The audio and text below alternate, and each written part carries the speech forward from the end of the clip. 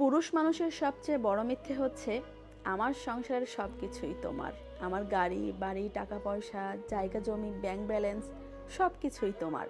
তোমার ইনকাম দিয়ে কি হবে? তোমার কেন সঞ্চয় করতে হবে?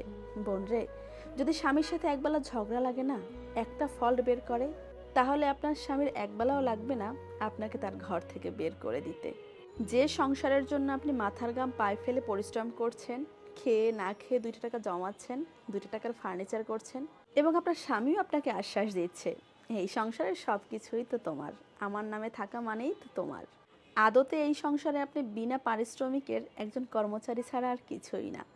যদি সত্যি সত্যি নিজের একটা পরিচয় চান, নিজে 2 টাকা রাখতে চান, গাড়ি বাড়ি ব্যাংক ব্যালেন্স চান, তাহলে সেটা না নিজে ইনকাম করতে হবে এবং নিজের ব্যাংকে রাখতে হবে। আর আপনার জামাই যেটা ইনকাম করতে আছে সেটা তার। জামাই হচ্ছে দয়ার বাসন, সে দিলে আপনাকে দান করা হবে।